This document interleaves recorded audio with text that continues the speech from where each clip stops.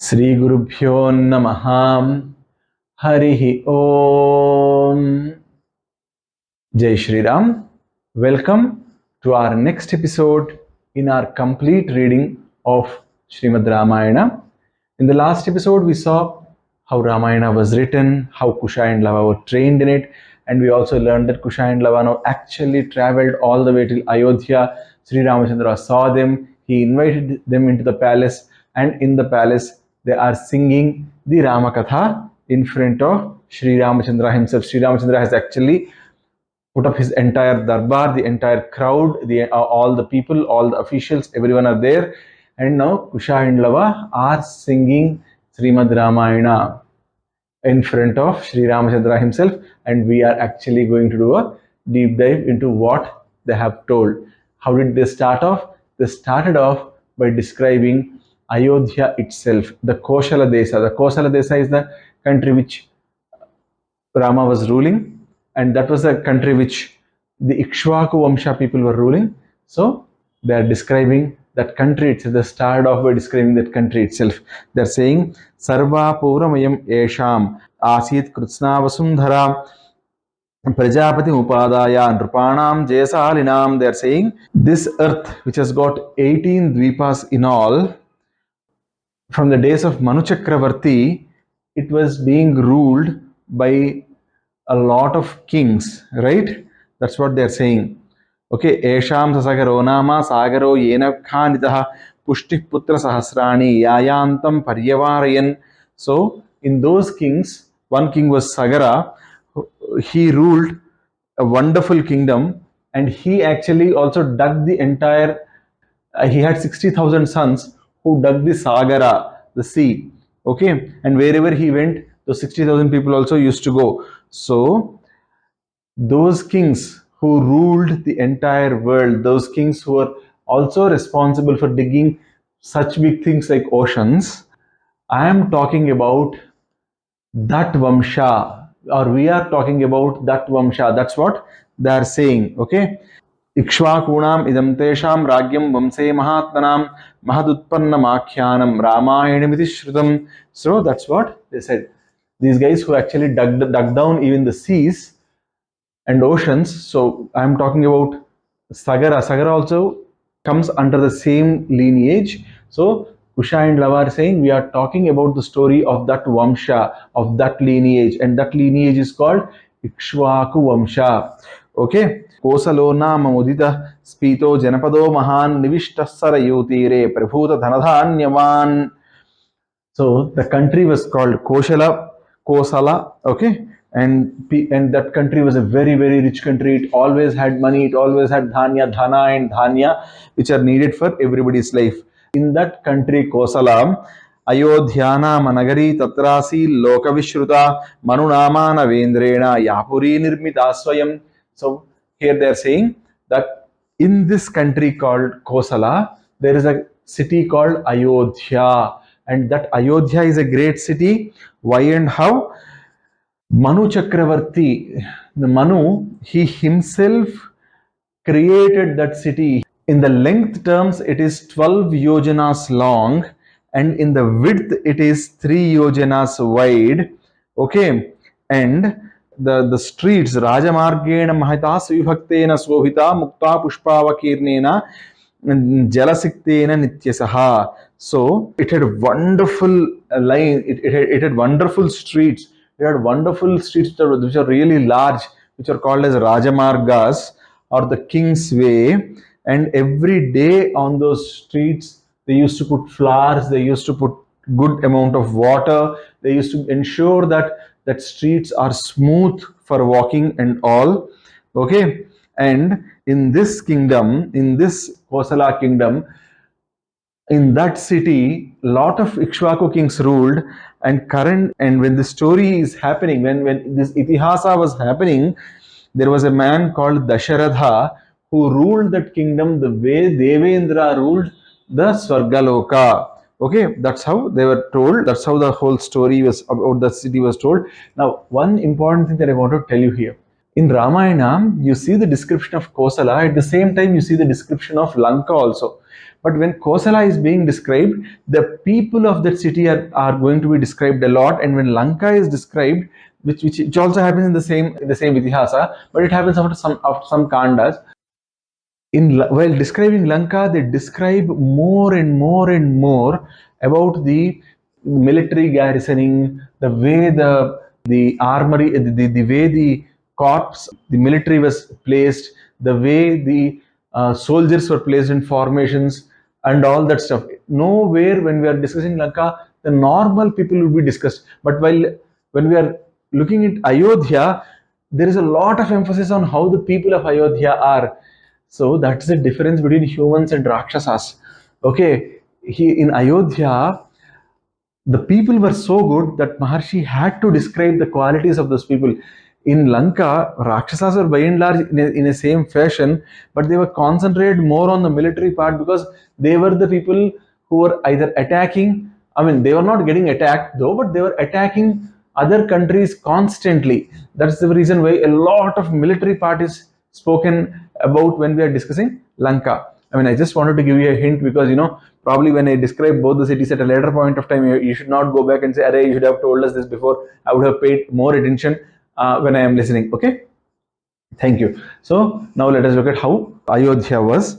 Kavatatornavatim Suibhaktantarapanam Sarvayantra Yudhavati Upetam Sarvasilpibhi.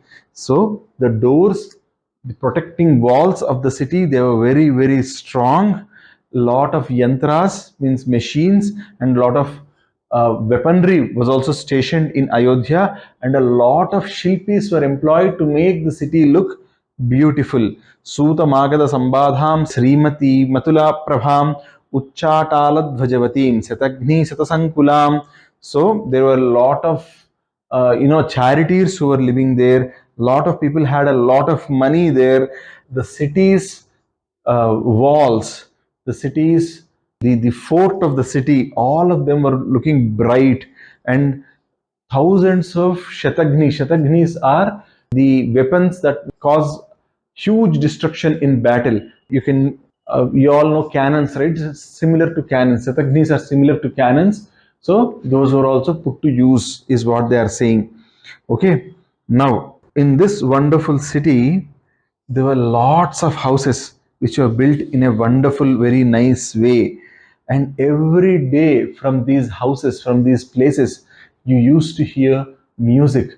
So, when having music in life, listening to music or someone playing music actually means that that society has advanced a lot, because music comes when the people have leisure, and which essentially means when people are prosperous, they will have more leisure, and when they have more leisure, they will have people, or the city would be able to afford people who can invest in arts.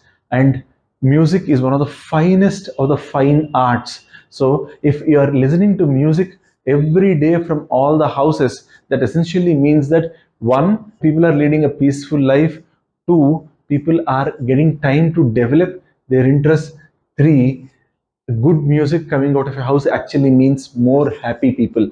So in one liner, they are telling so much of a meaning here. Okay, so people were so happy. Okay, and all the houses were well built, is what they are saying. Now they are also discussing slightly about the warriors here. They are saying that in these houses only some houses were reserved for the warriors, and these warriors, they never used to hurt normal people, and they were very able bodied. They fought many wars, but they always went, they were not interested in going and conquering, but they were going to fight wars either in defense, or they went to other countries to help people. Dasaratha himself helped the devas in the Devasara Sangrama. Okay, so that's how wonderfully the kingdom under Dasharatha was being ruled. Now, what does Dasharatha actually means? So, a person whose chariot can't be stopped in 10 directions. What are those 10 directions? So, we all know 4 directions, right? East, west, north, south. Now, we have 4 sub directions also: northeast, then northwest, southeast, southwest, and then one which goes up and one which goes down. So that makes it 10 directions. So Dasharatha was a man whose chariot or whose parakrama was known in all these 10 directions. He was unstoppable. He was such a nice warrior and also a great king. Now they are talking about how the people were. Okay, Tasyam Puram Ayodhyayam Vedavit Sarvasangraha Dirghadarsi Teja Paura Janapada Priyaha. So all sorts of people were living in Ayodhya, and Dasharatha Maharaja himself was ensuring that people were living so happily. Again, here Dasharatha's qualities and the king's qualities were also discussed, but they were discussed in multiple slokas. I'm trying to put all of them together at one point of time.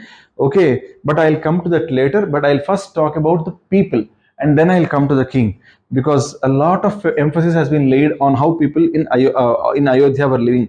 Nalpa sannicha yakaschid asi tasmin purottame kutumbiyo hya siddhartho gavasva dhanadhanyavan means everybody in Ayodhya were kutumbis. So what does a kutumbi mean? Everybody's house at least had the parents. Everybody means a person who was there, he had his parents in the house. Okay, then he had at least two sons, so, and their wives, and then he at least had one daughter, his wife, and also one atithi, one person who was staying in his house, uh, probably came to Ayodhya for some work and he was staying in their house as a relative or something. So every day this man used to feed at least 10 mouths. Every person in Ayodhya was having enough to feed at least 10 mouths in his house. Kami vana kadaryova nrusem purushah kvachit drashtum sikyam ayodhyayam navidvan cha nastikah. So you never had someone who was taken over by lust, no, or someone who is always running after something or the other. That sort of persons you did not have. People were balanced. You did not have lobhi. Lobhis are, people who really don't want to spend a lot of money, right? That's lobhi, lobhita. Okay, and then we never had somebody who was cruel, krura. They were not there. There were no vidyabhina, which essentially means everybody was skilled in something or the other. And then there was no nastika. There was no person who questioned the very existence of God. That beautiful Ayodhya was, as I told, there will be a lot of description of people in Ayodhya. Let us look at all of them. Sarve narascha naryascha dharmasila susamyutaha uditas silavrittabhyam maharshe ivamalah. So that essentially means all the men and women were interested in doing good things, and all of them had control over their indriyas, over their senses. All of them had good thought process. All of them were having good discipline in their lives. All of them had purity in their hearts. Namrushta bhoji nadata napan napya nangada nishkadhrika nahastavharano vapi drustyate napyanatmavan. Nobody in the city was starving. Okay, nobody in the city was, shy of giving away something. So everybody there was interested in doing charity. Everybody were wearing at least one ornament in their neck, one ornament in their hand.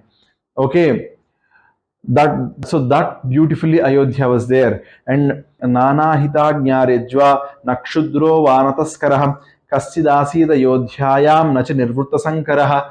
Every day people were worshipping Agni. For every Brahmin in their lives, it's very important to worship Agni. So every day people in the tree were worshipping Agni, and doing Agni Aradhana is an essential part of Hinduism as well, because all yagas, yajnas, all of them involve Agni worship. Swakarma nirata nityam brahmana vijitendriya danadhyena silascha samyatamsa parigrahe. The brahmanas in that city, they are always interested in doing their job. They always were interested in having a control over their senses. They were always interested in doing dana or giving away money for charity.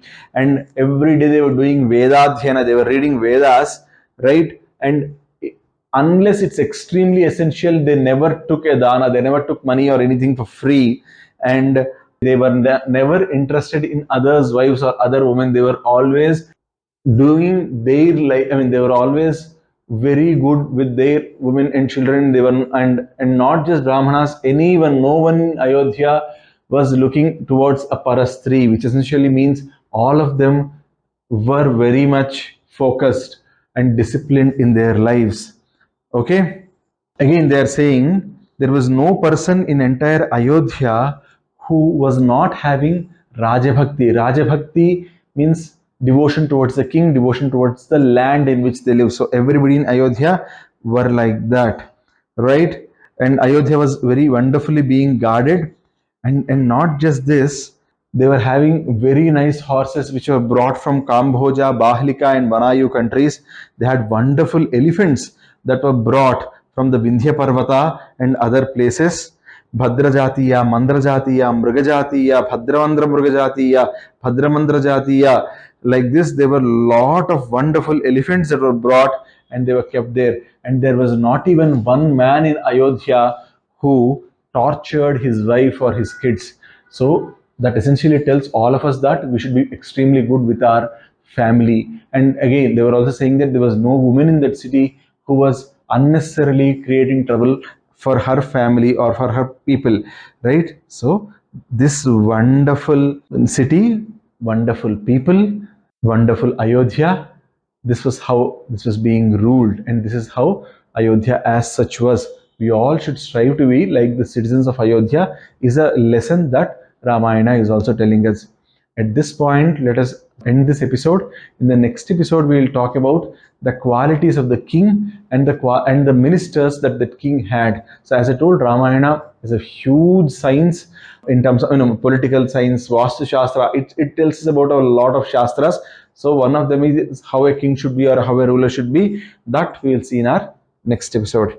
Sarve bhavantu sukhinah, sarve santu niramayah, sarve bhadrani pasyantu, ma kaschid dukkha bhag bhavet.